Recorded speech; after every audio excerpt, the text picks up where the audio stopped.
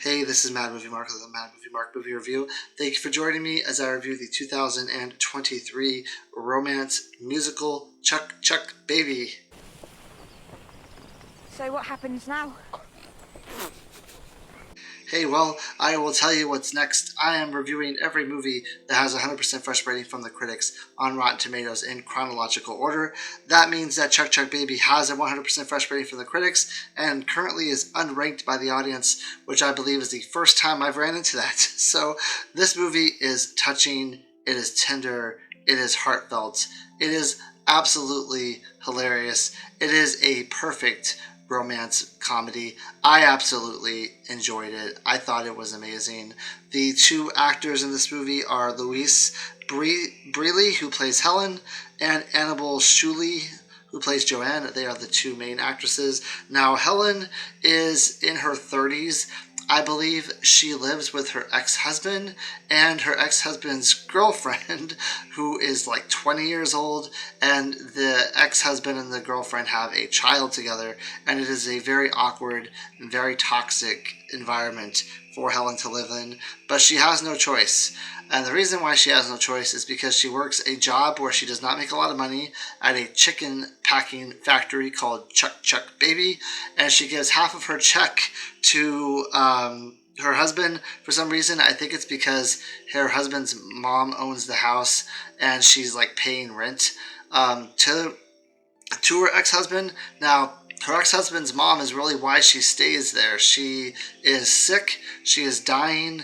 Her son really cares nothing about taking care of her, cares nothing about looking after her. And Helen is the one who looks after her, takes care of her, basically is her caretaker, even though she doesn't have to be because she's not married to her husband anymore. Helen really has a heart of gold, but she also has no way of getting out of the situation. She can't afford to leave. She's kind of stuck. She's stuck between a rock and a hard place. She really hates her life. It seems like she just wants to find love and she just wants to get out on her own and do her own thing. Now, enter the picture Joanne, who used to go to school, grew up with Helen. She has come back home after being gone for a long period of time to take care of her deceased father's belongings that he had. And as luck would have it, he lived right next door to where Helen lives now. So she is kind of at the house next door packing things up. Now, we learned very early in this movie that Helen has a crush on Joanne. This was like her first love when she was younger.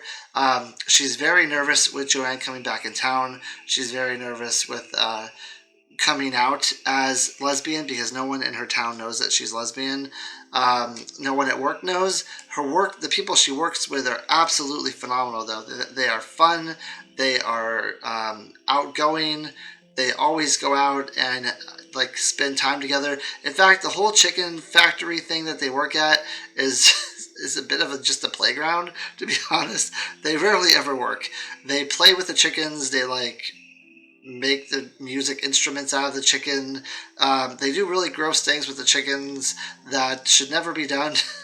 And to be honest, they spend a lot of time on their lunch having fun with each other and going out and doing things, which means that seems like they take very long lunches. So I'm not really convinced that that their work is really serious that they do. But the people she works with are absolutely phenomenal, fantastic, amazing people. Now, the people in her town are kind of a different story, and her ex-husband is just a tool and a jerk. The people she lives around are a bit closed-minded. She doesn't think that they would welcome her with open arms if she came out as lesbian. She thinks that they would make her life really difficult if she came out as lesbian. But as the movie goes on, Joanne and Helen definitely have a chemistry with each other. Joanne, we also learned, had a huge crush on Helen when they were kids. In fact, she wrote Helen a love letter that she was never able to deliver. She tore it up and then she taped it up and she's kept it all these years. She has it in a drawer. She is absolutely enamored by Helen, and Helen is enamored by her. They have some really great touching romantic moments with each other throughout the film. You could tell they have great chemistry. They're really just made for each other. They are just a fantastic couple. You root for them throughout the entire movie. They're very easy to root for. They're very easy to, you want them to end up together and happy because they both are having really difficult times. They're both going through a lot. And a lot of it is because of their fear of coming out, their fear of how they'll be treated. And there's a scene in the movie where Helen's ex-husband realizes that Joanne is lesbian, and he kind of torments her. He says, like, the whole town knows who you are. We don't take like kindly to people like you around here. Why don't you leave? Type of thing. But he's really rude and really mean to her, and it's really difficult for her to go through all of this. Now, like I said, Helen basically stays because her ex-husband's mother, who lives with them, is sick and dying. And another very touching part of this movie is that Helen confides in her and basically tells her that Joanne's back in town and that she's like head over heels in love with Joanne. But she feels guilty and she feels like she's a failure because she lives in a house where her husband has a child with a 20-year-old woman who he cheated on her with. And his mom is very, very much open and says, Helen, that's not your fault. And if you think you have a chance with this woman, I want you to go be happy. I want you to live your life. I want you to not think about me and my health problems and my issues because I'm not going to be here for very much longer. You need to go out and you need to live your own life. You need to be happy. You need to get away from my son. You need to get away from the situation. This is a terrible situation for you to be in that you didn't ask for, that you don't deserve. You haven't lived yet. Like you just need to go out there and you need to be happy. It's very touching. It's their back and forth that they have, their relationship that they have, their candor that they have with each other. It's just so amazing. Both very gifted actors or actresses, and the writing is amazing. It's absolutely phenomenal. The characters are so lovable, so enjoyable. So many people to root for here, except the ex-husband. But it's just this feel-good romantic movie. At the end, it has a very satisfying ending. At first, you don't think it will because a lot of things go wrong. There's a lot of issues that come up with, did they wait too long to pronounce their love for each other? They've been in love since they were like 14 years old, and now it's like 16 years later. A lot of their life has passed by them.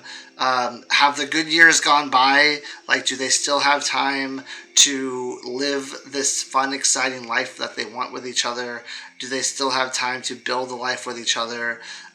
They're both kind of in dead-end jobs that don't pay that well. Are they even able to afford a life with each other? So there's a lot of issues that come up that serve as roadblocks for their relationship, that serve as reasons why at the end of the movie they might not get together and why there might be some doubt as if they can get together.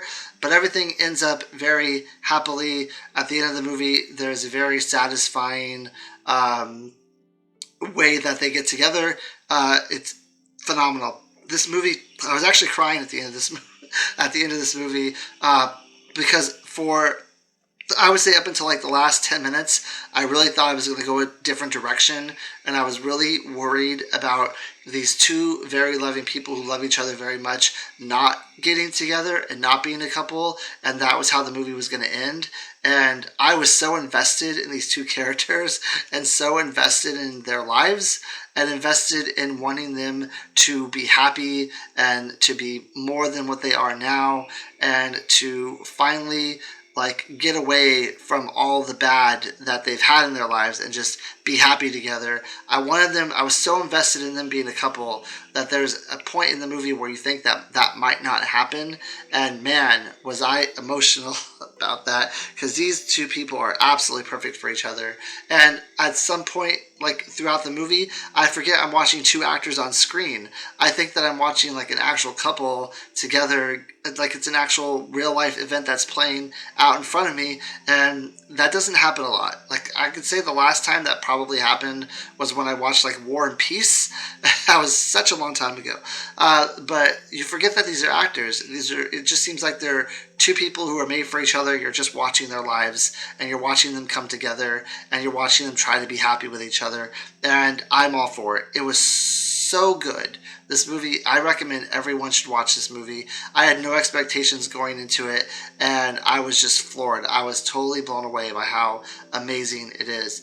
I will say that there are sometimes some parts in the movie where it does seem like things drag on a little bit. Like, I felt like they could have. I mean, it's nice watching them go on these dates and watching them hang out with each other and watching like the playfulness. It's almost like when you watched, if you watched The Office, watching Jim and Pam flirt with each other over and over again for a long time. The way these two are like flirting with each other through the use of like a mannequin head, which if you watch the movie, you'll understand that. But it's the chase, it's the flirting with each other that is the big payoff. But I do feel like a little bit of it maybe went on too long. They could have had the relationship a little bit sooner. I really wanted them to just get to the point where they're going to be together. Like, the chase is great. It makes for a great movie. It makes for a really great story about them coming together and what they're going through. But I thought it could have been done a little bit quicker, than it was.